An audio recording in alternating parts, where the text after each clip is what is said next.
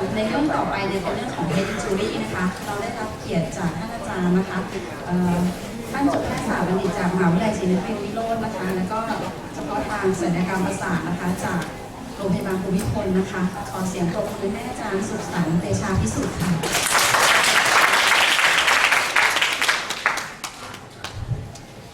สวัสดีครับเดี๋ยวพูดแป๊บเดียวไม่นานนะครับทนฟังหน่อยแล้วกันเนอะเพิ่งกินอาหารมาอาจจะง่วงเดี๋ยวพูดโดยย่อๆก่อนนะฮะเราต้องรู้ในเรื่องของ intracranial pressure ก่อนว่า intracranial pressure เป็นไง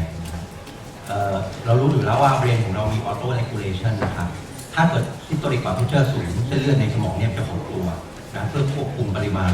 เลือดที่ไปเลี้ยงสมองให้ที่เท่าเดิมถ้า systolic pressure ต่ำเส้นเลือดในสมองจะขยายตัวเพื่อให้ theroid flow เนี่ยมันได้เท่าเดิมเหมือนกันนะครับนี่คือ auto regulation นะฮะอันนี้กราฟแสดงความสัมพันธ์นะฮะถ้าเกิดว่าเราใส่วอลลุ่มในสมองเนี่ยภายในกระโหลกศีรษะเนี่ยถ้าไม่ถึง50ปีเนี่ยเราจะเห็นว่าเพชเชอร์เนี่ยมันไม่ได้ขึ้นเพราะว่ามันมี auto regulation อันนี้ compensate ได้สมอง compensate ได้แต่มันไม่ได้ compensate ได้ตลอดไม่ใช่ว่ายัดเลือดยัดแมสเข้าไปแล้วมันจะ compensate ได้ตลอดไม่ใช่มันถึงจำนวนหนึ่งมันก็เริ่มมีปัญหาเริ่ม decompensate จะเห็นว่าตรงนี้ปริมาณที่เรายัดเข้าไปในกระโหลกศีรษะเนี่ยเริ่มมากขึ้นแล้วก็เห็นเพชเชอร์เริ่มขึ้นจนกระทั่งถึงไม่ไหวแล้วdecompensate นะขึ้นเป็นทวีคูณนะฮะนั้นแสดงว่า auto regulation เนี่ยเรามีแค่จำนวนหนึ่งเท่านั้นไม่ได้หมดนั่นหมายความว่าถ้าสมมติว่ามีเลือดออกในสมองนะถ้าปริมาณน้อยสมองเรามี auto regulation ยังสามารถที่จะปรับตัวได้แต่ถ้าเกิดว่ามีปริมาณมากสมองเราก็ decompensate นะฮะปรับตัวไม่ได้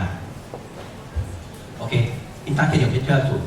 นะฮะก็อาจจะมีอาการต่างๆเยอะแยะนะออกมานิดเดียวนะเช่นมีอาการปวดหัวอย่างที่เรารู้นะฮะปวดหัวยังไงส่วนใหญ่เราปวดหัวถ้า typical เลยคือปวดหัวตอนช่วงเช้าหลังตื่นนอนนะฮะแต่ที่เห็นมาก็คือปวดทั้งวันทั้งคืนนะฮะอาจจะร่วมกับอาเจียนนะครับตาแปปิลิมาก็คือต้องมี intracranial pressure สูงอย่างน้อยที่สุดต้องเกิน3 วันนะฮะแรกๆไม่เจองั้นถ้าเป็น head injury จะไม่เจอนะฮะเป็น herniation ก็คือผลตามมาเดี๋ยวจะพูดทีหลังนะฮะ pushing effect รู้จักใช่ไหม pushing นี่ทบทวนหมดนะ pushing effect คืออย่างนี้ความดันเลือดที่มาเลี้ยงสมองเท่ากับความดันร่างกายลบด้วยความดันภายในกระโหลกศีรษะนะฮะถ้าเกิดว่าความดันภายในกระโหลกศีรษะเพิ่มขึ้นเช่นมีเลือดมีก้อนอะไรอยู่นะความดันในกระโหลกศีรษะเพิ่มขึ้นงั้นสมองต้องการให้มีความดันเลือดมาเลี้ยงให้คงที่ให้เท่าเดิมอ่ะสิ่งที่เกิดขึ้นก็คือมันต้องเพิ่มความดันร่างกายนะฮะแล้วในขณะเดียวกันชีพจรจะช้าลงเนื่องจากว่าต้องการอะไรบีบเลือดแรงๆไปเลี้ยงสมองมากๆนะฮะเป็นเฮอร์นิเอชันมันมีทั้งหลายแบบเป็นเฮอร์นิเอชันแต่ในทอม่าเราจะต้องรู้2 เรื่องนี้แล้วกันเป็นทางเซนโซเรียลเฮอร์นิเอชันผ่านเป็นลงมานะอันที่ท็อปฮิตเลยคืออังเคิลเฮอร์นิเอชันที่ว่าคงรู้เนาะทบทวนนะแล้วก็เซนทรัลเฮอร์นิเอชันนะเซนทรัลเฮอร์นิเอชันคือเฮอร์นิเอตลงมาทั้ง2 ข้างรุนแรงนะเป็นภาวะที่แก้อะไรยากนะสมมติตัดโคโรเพนนะเบรนสีแดงๆนี่ก็คือตุลาตรงนี้คือตุลาที่หนาคือเต็นนะฮะอันนี้เป็นเบรนนะมันว่ามานานแล้วผมก็เลยช่างๆเอามาด้วยตรงนี้เป็นซีเบลลัมตรงกลางคือเป็นเต็มนะตัดเฉพาะตรงส่วนนี้คงรู้ใช่ไหมตรงข้างในเนี่ยเป็นอังเคิลโลนะฮะแล้วก็อันนี้เป็นเต็นเนาะนี่ซีเบลลัมเป็นเต็มถ้ามันยื่นเกิดภาวะยื่นมีเพชเชอร์ดันจนกระทั่งอังคัสโหลดตรงนี้ยื่นเข้าไปมันก็จะกดเบนเต็มเนี่ยนะนี่คือเบนเฮอร์นิเอชันอย่างนี้อย่างเช่นมีเลือดอย่างเงี้ยมันก็จะไล่เบนมาอย่างนี้ส่วนที่อยู่ในสุดคืออังคัสโหลดของเทมเพอรัลมันก็จะยื่นเข้ามาผ่านเต็นผ่านเต็นตอเรียนะตรงนี้ตัดเบนหงายขึ้นแล้วก็จะเห็นตรงนี้เป็นอังคัสโหลดนะฮะตรงนี้เป็นเบนเต็มนะแล้วก็ตรงนี้ก็จะมีเคเนียลเนิร์ฟต่างๆเคเนียลเนิร์ฟ3โดยเฉพาะเคเนียลเนิร์ฟ3มีเวสเซลนะฮะโพสติเดียซีบอลอาร์เทอรี่อันนี้เป็นอังเคิลเฮอร์นิเอชันผลที่ได้อังเคิลเฮอร์นิเอชันเกิดอะไรขึ้นผิวจะโตคือมันกดไลค์เคเนียลเนิร์ฟ3 channel 3เลี้ยงอะไรพิวถูกไหมทำให้พิวรีแอคเริ่มต้นคือไม่รีแอคก่อน แล้วค่อยๆโตขึ้นนะอันที่2กดไลน์ซีริโบพิลังเทลก็โดนมอเตอร์พาสเวย์ของข้างตรงข้ามวีนะฮะแล้วก็โดนเบนสเต็มนะเบนสเต็ม VARAS คอนเชียสก็จะแย่ลงเรื่อยๆแล้วก็ในเรื่องการหายใจก็เปลี่ยนแปลงไปตามเฮอร์เนียชันตามระดับเซนเทรัลเฮอร์เนียชัน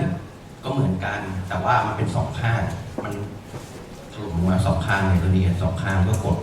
คนไข้ก็จะคอนเชียสแย่ลงอย่างรวดเร็วนะเพราะเบนสเต็มนี้ถูกกดอย่างแรงทั้ง2ข้าง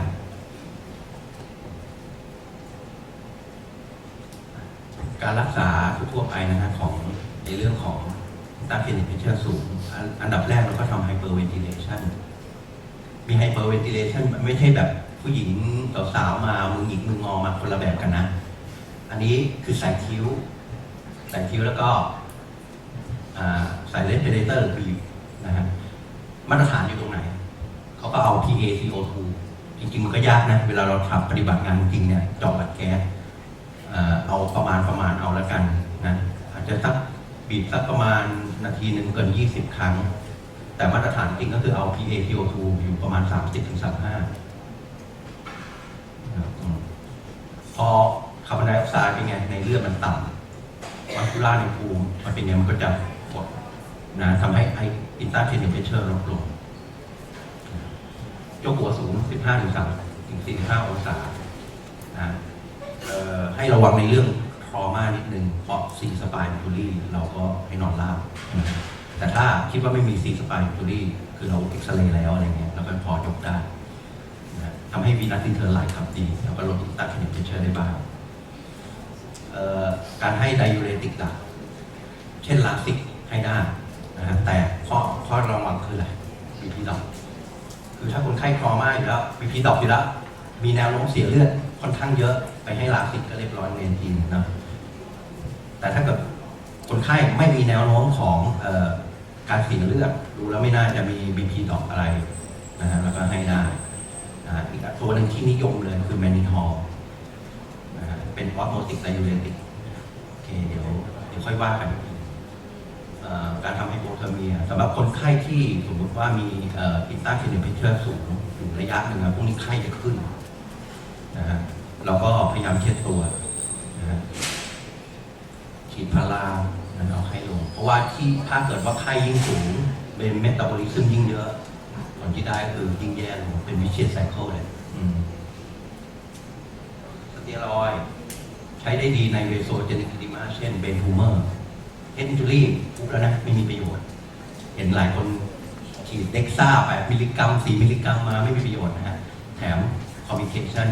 สิ่งที่เขากลัวคือคอมมิเคชันบาร์บิทูเลตเทอราปีอันนี้เป็นของเบเชอริเขาทำนะคือน็อกเลยนะ3 วัน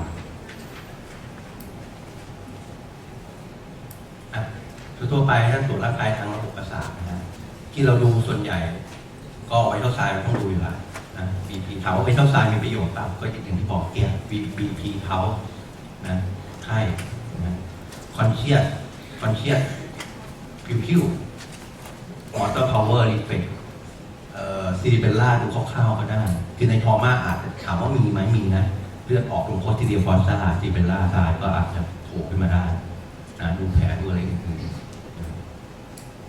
แต่ก่อนนี่คอนเชียสนี่เขาประเมินอะไรอย่างนี้ฟูคอนเชียสดอร์ซี่สติลปอร์เดลิเรียมเซมิโคมาคืออันนี้มันไม่ได้มาตรฐานเพราะคนนึงอาจจะประเมินให้คนไข้คนนี้ดอร์ซี่อีกคนนึงมาประเมินเฮ้ยคนนี้เดลิเรียมแล้วอะไรเงี้ยคือมันไม่มีมาตรฐานของการประเมินคอนเชียสของคนไข้งั้นเราใช้ตัวนี้คือเป็นมาตรฐานนะแกสโกโคมาสกอร์โดยประเมินจาก EMBคงรู้จักหมดอยู่แล้วนะตัวนะ E4 มี4สเตจนะตัวเล็กมากคือดีนะตัวเล็กน้อยคือไม่ดีนะ E4 สปอนเทเนียสนะ E3 ต้องปลุกหน่อยอย่าลืมตาต้องเจ็บ E2 ต้องเจ็บอย่าลืมตาE1ไม่หนังตาไม่ตอบสนองนะฮะ M6 M5 M4 M3 M2 M1 เหมือนกันนะ V ก็ V มากก็คือดี V5 ก็คือพูดรู้เรื่อง V4 คือ confusion คุยกันเรื่องสับสนเนี่ยนี่คือ V4 นะ V3 ก็คำเริ่มแบบ อาจจะเป็นคำเดียวหรือว่าคำใช้ภาษาไม่เหมาะสมนะ V2 ก็คือร้องไม่เป็นภาษาแล้ว V1 ก็คือไม่ผิดนะถ้าใส่คิ้วใช้ VT โอเคนะไอ้นี่ดีเลยเอ็มนะดีคอนติเคทคือM3 นะขายืดX10 อย่างนี้แต่แขนนี่ไงตรงข้อศอกงอเข้านะดีคอนติเคทคือ M3 อันนี้แน่นอนอยู่แล้วขายืดอย่างนี้แต่แขนก็ยืดด้วยอย่างนี้แล้วมี internal rotate ของแขนดีซีเป็นหรือ M2 เนาะ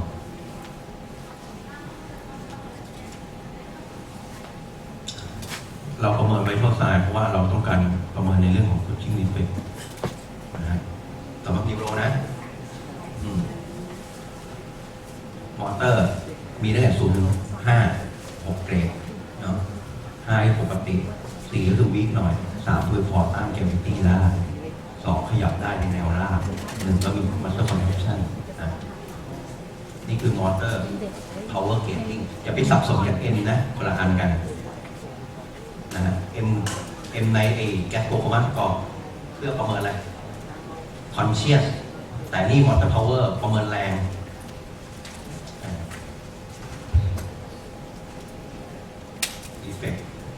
deep tendon effect นะเช่นพวก brachial rigidity bicep knee jerk ankle jerk pathology effect คือไม่ควรมีเป็นแบบเป็นที่ฮอกแมนรู้จักฮอกแมนไหมฮอกแมนส่วนใหญ่เราประเมินซีสปายเนาะตรงแขนตรงมือแล้วดีตรงนิ้วกลางเนี่ยแล้วนิ้วโป้งเดี๋ยวเขาคงพูดถึงที sensory มี pinprick proprioceptive sensation เช่น joint position sensation นะคนนะก็เลยเร็วหน่อยดีเบลล่าดูในเรื่องของ ataxia ดู coordination ของ muscle เช่นการทำ finger to nose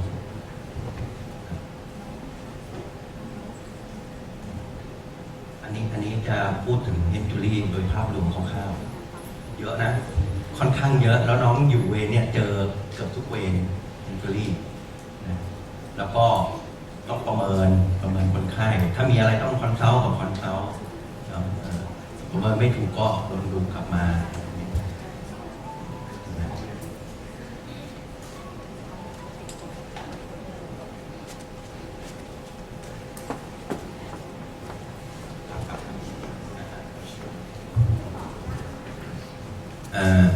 อุบัติเหตุที่เราเจอเยอะสุดผมคิดว่าทุกจังหวัดก็ต้องเจออันนี้มอเตอร์ไซค์อุบัติเหตุอันดับ1อยู่แล้วอันนี้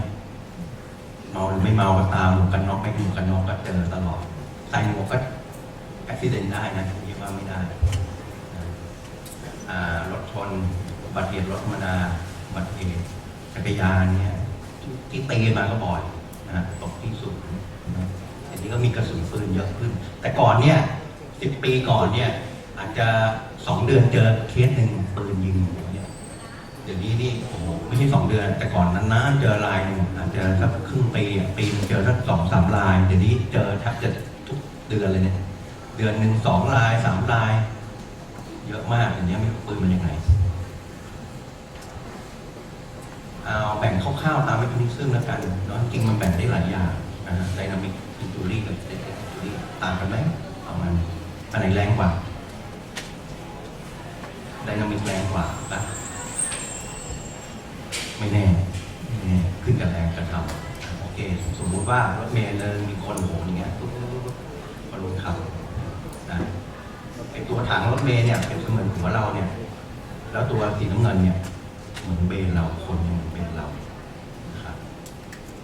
ถ้าสมมุติว่าเบรกกระทันหันไม่ได้ชนเลยนะข้างหน้านะคนเป็นไงกระแทกกันอย่างนี้ละก็เหมือนเบนเรากระแทกกันมีการเชียร์ลิงกันกระแทกคอมแทคกันแล้วมีบิดกิ้งเวนตรงนี้อาจจะฉีกขาดได้นะไอเบนตรงนี้อาจจะกระแทกกันด้านหน้าตรงกระโหลกด้านหน้าอันนี้คือไดนามิกอินจูรี่นะแค่หัวอาจจะไม่ได้กระแทกกับอะไรเลย นะแต่มีอินจูรี่เกิดขึ้นในเบรนอย่างเงี้ยเห็นไหมอยู่เข้ามาตรงเนี้ยตัวเบรนตรงเนี้ยก็กระแทกกับกระโหลกข้างหลังได้ไปข้างหน้าแบบกระแทกกับกระโหลกข้างหน้านะเซลล์เนี่ยปกติอย่างนี้อันนี้อาจจะบิดเบี้ยวหรืออาจจะเชียร์ริ่งเลยฉีกขาดแบบนี้เลยแอ็กซอนฉีกขาดมันก็ได้อาจจะมีการบิดของหัวนะครับรู้จักคูปคอมเดอร์คูปไหมคูปก็คือด้านที่มันคอมแพคด้านที่กระแทกคูปคือด้านตรงข้ามด้านตรงข้ามไม่ใช่ว่าจะไม่มีอะไรในที่เรารู้นะครับอาจจะมีอะไรก็ได้นะอันเกิดจากเช่นบิดกิ้งเวนขาดเด้งกลับมากระแทกอย่างเงี้ย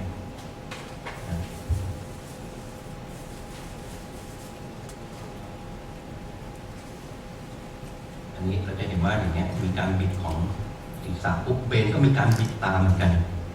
นะฮะก็อาจจะทำให้เกิดความเสียหายอย่างตรงเนี้ยเขาสมมติอย่างเนื้อตรงเนี้ยออฟแฟคทอรี่เนื้อที่มาเลี้ยงจมูกเนี่ยอาจจะฉีกขาดนิดเดียวนะ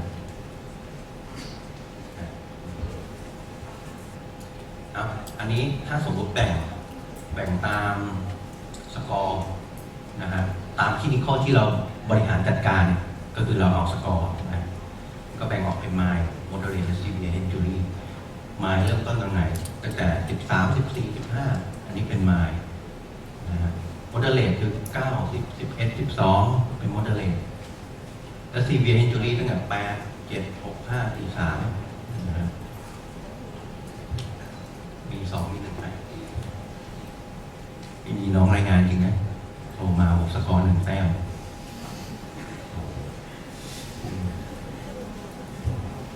สกาวลีชั่นมีได้ตั้งแต่ contusion laceration ฉีกขาด avulsion ฉีกแล้วก็แบบมีส่วนหายไปนะฮะsubgaleal hematoma รู้จักปะเคยเจอไหมเคยเจอในเด็กแรกเกิดเนี่ยผู้ใหญ่ก็มีนะอยู่เลือดอยู่ใต้แกเรียมก็จะแผ่ไปเลยนิ่งๆเส้นฟอฮีมาโตมาเจอบ่อยมากต้องบอกว่าเจอบ่อยมากๆแล้วก็ญาติก็ชอบมาถามว่าไอ้นี่อะไรมันโตไงแล้วมันนิ่มแบบกดถึงไม่ถึงมาแต่ความที่เขาไม่รู้เขาจะกลัวมากน้องบอกเขาไปเลยนะผมว่าต้องเจอน้องอยู่เลยนะต้องเคยเจอบ้างนะบอกเขาไปเลยไม่ต่ำกว่าเดือนนึงหายเพราะว่ารอแอปสอบเพื่อแอปสอบนะมันไม่ได้แบบปึ๊บหายภายใน 4-5 วันนะไม่ใช่อยู่กันหลายอาทิตย์เลยแหละประมาณเดือนนึงนะก็จะได้ไม่กังวลเส้นฟอฮีมาโตมาออกมาใต้เลยเรียกออกติวนะอยู่ระหว่างกระโหลกกับเรียกออกติวสกาวแฟกเจอร์ถ้าเป็นเคนิวอลนะฮะมันก็อาจจะเป็นแบ่งง่ายๆเป็นลีเนียร์แฟกเจอร์คือแตกเป็นเส้นตรงดิเพลสคือแตกประยุกต์นะฮะไอ้อย่างเงี้ยลีเนียร์แฟกเจอร์ตรงไปตรงมาแต่สิ่งที่เรากลัวคืออะไรมันมีเลือดออกข้างในนี้ได้มันจะเจอพิษดูรอบด้านนะแล้วอย่างเงี้ยเป็นดิเพลสกดออกมานะฮะก็เหมือนกันอาจจะทิ่มเบนอาจจะกดเบนหรือว่ามีเลือดออกนะ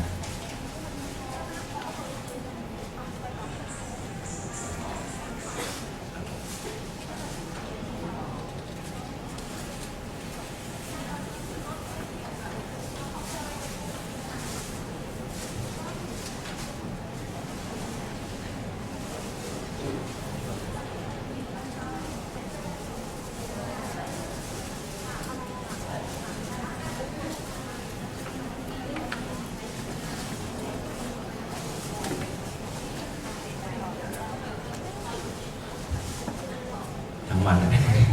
วันนี้ผมอยู่เวรเนี่ยมี100 ภาษาจริงๆต่อวันทั้งเนี้ยโทรติดต่อมา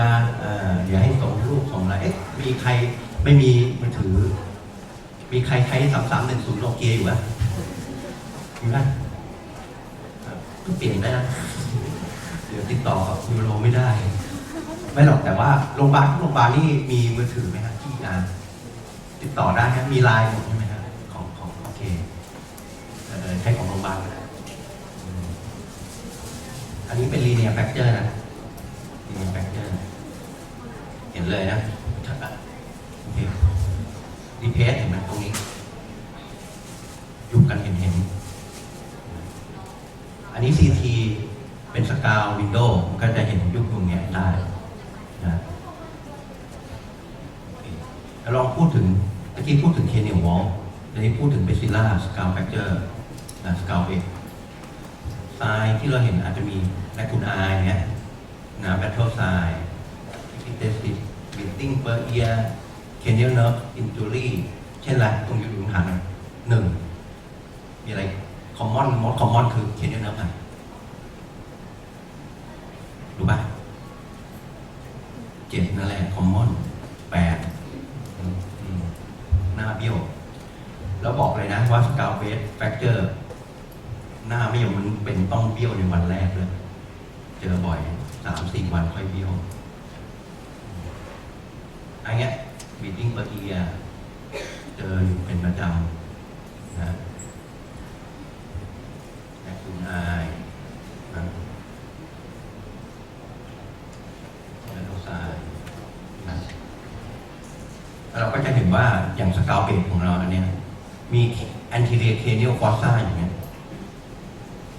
นะแล้วก็มี middle cranial fossa แล้วก็มา posterior fossa นะแตกได้หมดนะฮะเนี่ยอาจจะแตกของ anterior cranial fossa คือเป็นไงค่อนข้างโดนเลยเราก็จะเจอและคุณอายตาเขียวเลยเลือดมันออกตรง soft tissue ตรงนี้อาจจะมีอีพิเจซิสใช่ไหมโดนเนี่ยคิบิฟอร์มเพตรงนี้เลยเส้นกำเดาออกอันเนี้ยมิดเดิลหรือ posterior fossa เนี่ยอาจจะแตกตรงนี้หรืออาจจะแตกนี้หรืออาจจะแตกเนี่ยแถวเนี้ยประมาณนี้นะฮะเนี่ยแตกข้ามเลยระหว่างมิดเดิลกับ posterior fossa โดนแรงรูนี่ internal acoustic meatus ที่ไอ้เนื้อ7ผ่านเนื้อ8ผ่านอย่างเงี้ยอาจจะหน้าเบี้ยวอาจจะหูไม่ได้ยินนะฮะ ECT ก็จะเป็นแตกเนี้ยเห็นนะที่สกาวเบสแฟกเจอร์ตรงนี้ก็มีเลือดอยู่ตรงนี้เป็นไซนัสนะ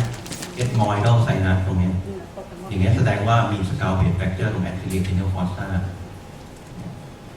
นี่สฟีนอยด์ไซนัสก็มีเลือดนี่สรุปคนนี้สกาวเบสแตกเยอะเลยดูเนี่ยซอฟต์ทิชชูบวมจุ่ม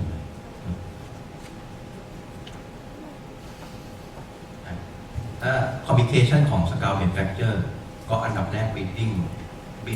ถ้ามันแตกเยอะๆบีดจนช็อกตายได้เลยนะเวลาคนไข้มาพวกนี้บางทีบางคนก็ไม่รู้เรื่องบางคนก็รู้เรื่องถ้าคนรู้เรื่องก็ยังบอกเรานะเลือดออกตลอดเลยเลือดกำเดาออกบ้างหรือเลือดในคอเกินตลอดเลยอย่างเงี้ยถ้าเริ่มไม่ดีรู้สึกว่าโหบีบเยอะเราก็ต้องทำแพ็คกิ้ง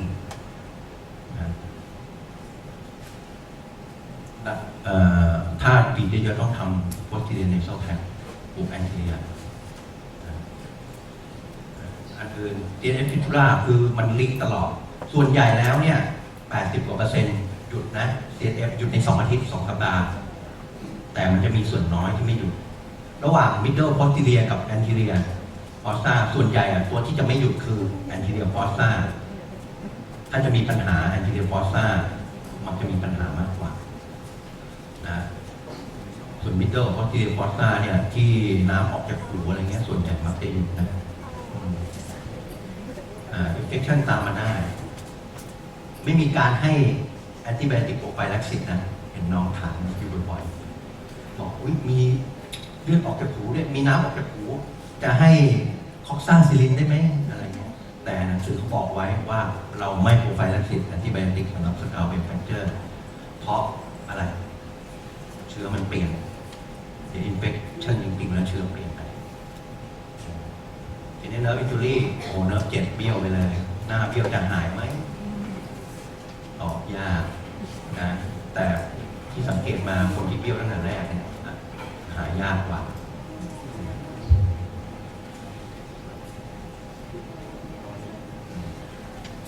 เมื่อไหร่จะแอดมิดดี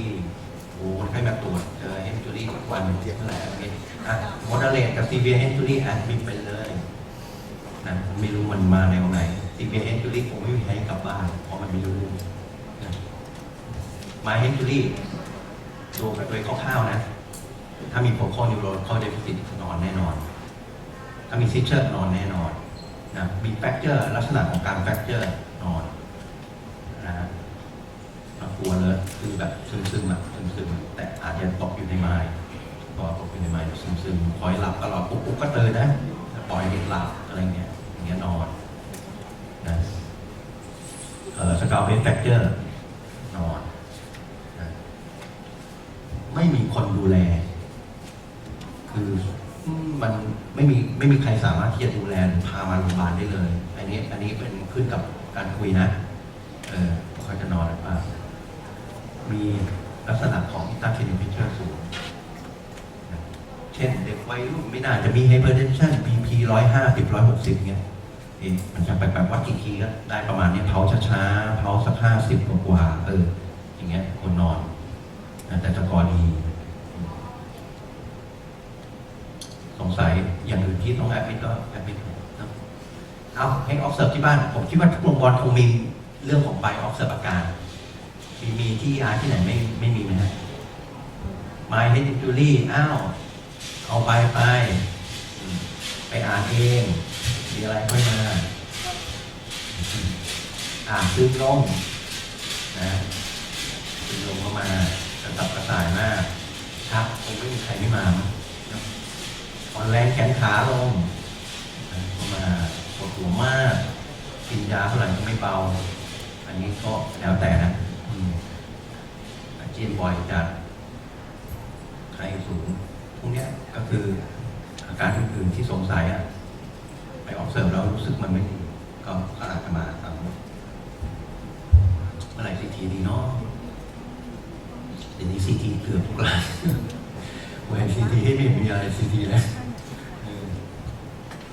ถ้าโมเดลเลตกับซีพีคือจริงๆก็ผมลอกเข้ามาเนี่ยแต่จริงผมไม่เห็นด้วยกับโมเดลเลตทุกรายบางรายเดี๋ยวผมมีไกด์ไลน์นะฮะ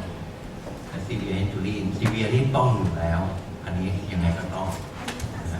มาเฮนจูรีวิดไซด์เฮอร์เนียชั่นหมายความว่าเคยเจอไหม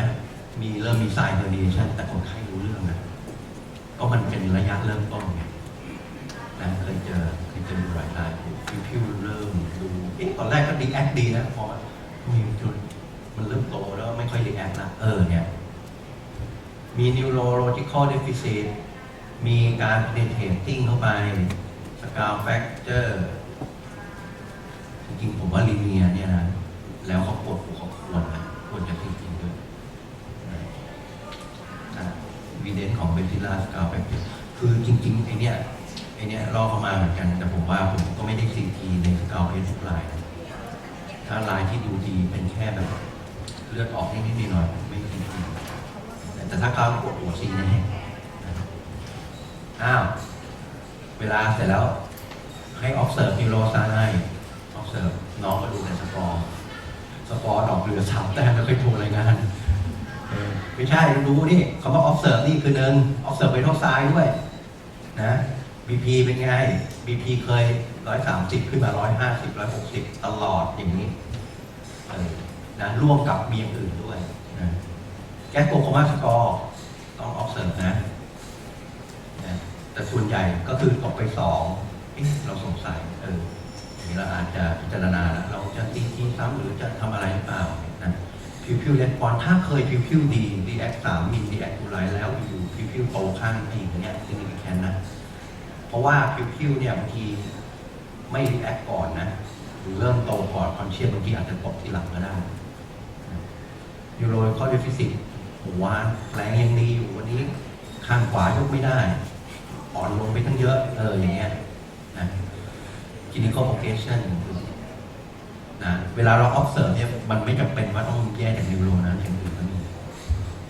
อย่างที่ CT เมื่อไหร่สมมติเคยมี CT แล้วก็ CT แล้ว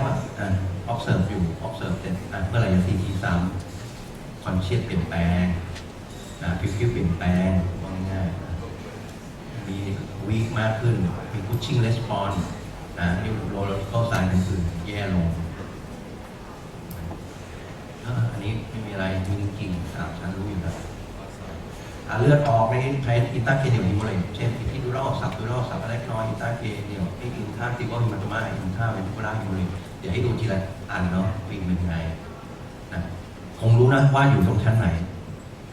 นะอยู่พี่ดูรอบก็อยู่นอกเวลานะ สับดูรอบอยู่ใต้ดูลานะสับอะแลกนอยก็อยู่ใต้อะแลกนอยโอเคเนาะอินทาซิเบิลฮิมาโตมาอยู่ภายในเนื้อสมองทำไมไม่เป็นสับเพียให้คนนั้นไม่มีสับเพียไม่มีเป็นอินทาซิเบิลเลยอินตาเวนติคูล่าฮิโมเรตโอเคนะไอ้อย่างนี้อะไรตอบเลยไบคอมคิวไบคอมเพล็กซิตี้ก็อีพีอยู่แล้วอีพีดูเล่าไม่จำเป็นต้องเป็นไบคอมเพล็กซิตี้เสมอไปนะแต่ส่วนใหญ่เป็นนะอย่างเงี้ยโอ้คงไม่มีใครตอบสับดูเล่านะอย่างเงี้ยโอ้โหอย่างชัดเจนอีพีดูเล่าฮิมาโตมาอย่างเงี้ยโอ้แผ่จากบนมาล่างเก็ตเซนเชฟอย่างนี้ก็สับดูเล่าฮิมาโตมาเนาะอย่างเงี้ยดังเริ่มมีมิดไลน์ชิปนะชิปเยอะด้วยนะสับดูรอฮิมาโตมาอันนี้มิดไลน์อาจจะเริ่มเฉยๆเริ่มชิปนิดหน่อยแต่มันหนานะอันนี้อะไรสับอะแลกนอยดูได้ไงเพราะเลือดมันเจาะไปอยู่ในเซลล์คัสต่างๆของเบรนสับอะแลกนอยกันเลย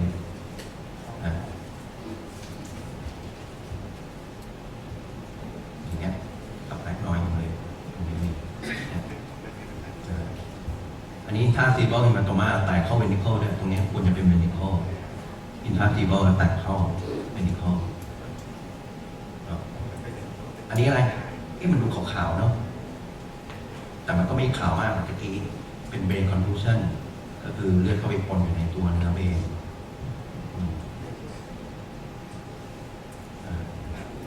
เหมือนกันอ่ะคือ initial life support เหมือนกันนะฮะนี่จะให้ระวัง associated injury ก็คือการที่มี head injury เนี่ยบางคนก็ลืมว่ามันมีหลายระบบเราต้องดูทุกระบบมันเคยมีน้องรายงานคนไข้สกอร์ประมาณ E1 M4 อ่ะน้อยๆอ่ะแต่จริงๆแล้วคนไข้เป็น BP ต่อน้องดู BP นิดนึงนะฮะเพราะว่าเคยเจอตั้งแต่3 แต้ม BP โตแต่ BP ไม่ถึง60ไอ้อย่างเงี้ยมันก็แง่หน่อย3 แต้ม BP โตอยู่แล้วนะฮะงั้นเราต้องรีซัสซิเตตขึ้นมาก่อนการจะประเมินสกอร์คนไข้ให้มันชัดเจนนะ BP ต้องดีนะระวังเรื่องช็อกนะช็อกถ้าเป็นในเรื่องของอุบัติเหตุก็แน่นอนบิดดิ้งไม่ว่าจะเป็นภายในภายนอกอะไรนะฮะเรื่องฮาร์ดคาร์ดิโอเจนิกช็อกดิโอเจนิกเรื่องคอหักระวังนะพวกนี้ช็อกได้เป็นไงบีคอหักบีเป็นไงดอกเผาเป็นไงเผาช้านะแต่บิดดิ้งอ่ะบีดอกเผาเร็วนะประเมินเรื่องเชสด้วยสปายถ้าคนไข้ที่ไม่ได้สตินะต้องมีอย่างน้อยที่สุดต้องมี4 สปายปีนะ lateral อย่างน้อยสุดนะเพราะว่าเราไม่รู้แล้วเราก็ต้องเซฟคอให้เขาก่อนแขนขาแบ็คทิโลเฟเชียลมาด้วยกันกับนิวโรประจำอันเนี้ยเลือดออกหัวหน้าต้องแตกทุกทีเรื่องตานะก็ส่วนใหญ่เจอบ่อยมากคือสับของกันที่ว่ามือนะไฮฟีมาก็เจอบ้างนะหูก็คือส่วนใหญ่นี่อย่างที่บอกสกาวเบนแฟคเจอร์แล้วที่มันนี่เป็นขาดส่วนใหญ่ก็ขาดก่อน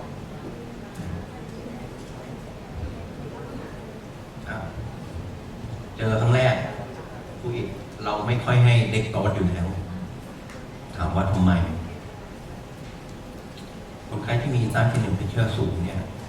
ออกซิเจเนชันที่ไปเลี้ยงหัวไม่ค่อยดีแล้วเลือดที่ไปเลี้ยงหัวไม่ดีถ้าเราให้เด็กโตคือถ้าร่างกายที่มีน้ำตาลเยอะไปเกิดแลคติกแอซิโดซิสได้ส่วนใหญ่เราก็ให้เป็นแบบ 0.9 0.45 อะไรเงี้ยแต่เอา 0.9 ที่ต่างกันไฮเปอร์เวนติเลตก็อย่างที่คุยอย่างที่แต่เราก็ประมาณเอาไม่ต้องจำบัตรแค่ยกหัวสูงแต่ระวังสีสปายนะเขาไม่ได้พูดอย่ายกสปายสเตบิลิตี้ไดยูเรติกจะบอกว่าสำหรับผมนะจะให้ในกรณีที่มีเบนเฮอร์นิชันเนี่ยแต่ถ้าน้องคนไข้จะเดินทางเนี่ยก็ถ้าไม่ได้เป็นเบนเฮอร์นิชันก็ไม่ต้องให้ก็ได้นะฮะบางที่เขาบอกว่าถ้ามีการมูฟเวอร์ก็อย่าพึ่งให้ไง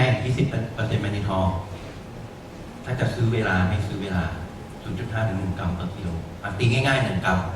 ถ้าคนไข้หนัก 50 โล ก็แมนนิทอล 50 กรัมถูกไหม แต่มันทำใน 20% แมนนิทอล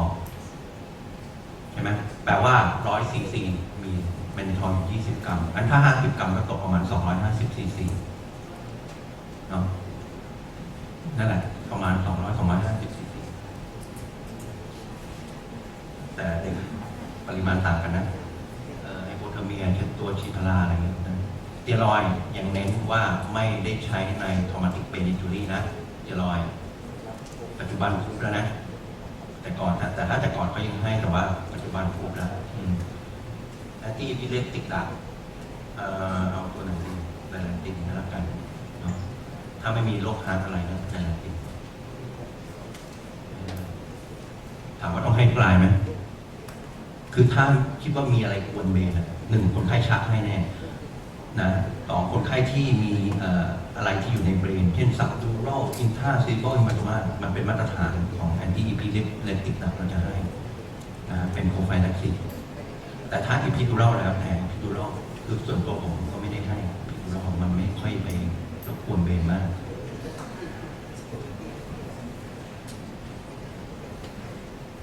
ถ้าสมมติเราผ่าตัดนะก็อธิบายญาติโกนหัวใส่โฟเล่จองเลือดผ่าหัวนี่เลือดเสียเยอะแล้วก็ยาก่อนเข้ารับผ่าตัดเช่นทั้งที่ไอโอติกประมาณเปิดแบบนี้จบสกาวอย่างเงี้ยเอาเลือดออกมีดูลาที่จะเป็นน้องเนี้ยนะถ้าคนไข้ที่จะแคร์ก็มีไฮเดชั่นอิเล็กโทรไลต์มาล้างได้ต้องระวังนิวทริชั่นท้องผูกบ่อยๆนะครับแล้วก็ต้องคอนซัลท์กับเวลาบำบัดคอนโทรลเทมเพอเรเจอร์ดีๆนะครับเพราะว่าแทรกซ้อน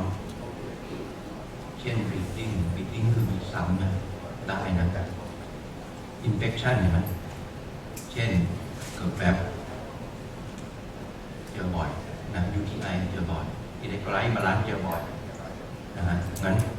ผ่านไประยะหนึ่งแล้วเจาะอิเล็กโทรไลต์คอยดูบางคนเป็น DI เกิดอะไรขึ้นโซเดียมสูงถูกไหมฉี่ออกเยอะแต่โซเดียมไม่ได้ออกมางั้นบัตรโซเดียมสูงมีชาร์จได้เป็นรอไฮโดรซิฟารัสเอเอฟวิกเกจโอโรแล้วก็เดฟิซิตคือวิข้างอะไร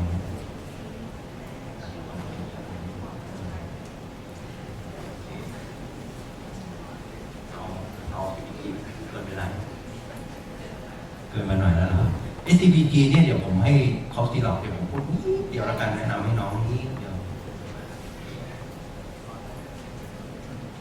ไม่มา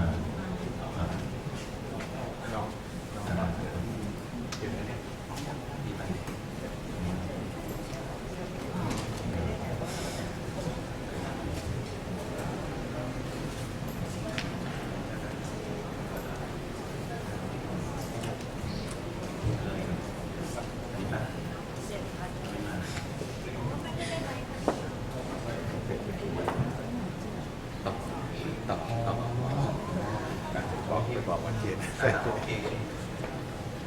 เดี๋ยวผมให้เขาแต่ผมว่า ER มีหมดใช่ไหม CPG คือว่า Practice Guideline น้องลองไปหาดูนะแล้วทำตามไกด์ไลน์นะฮะ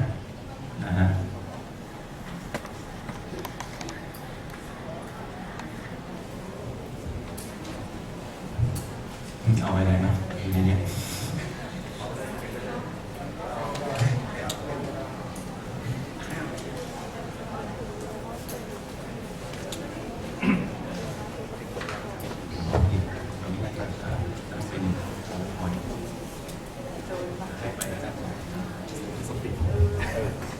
ขอเสียงปรบมือให้กับ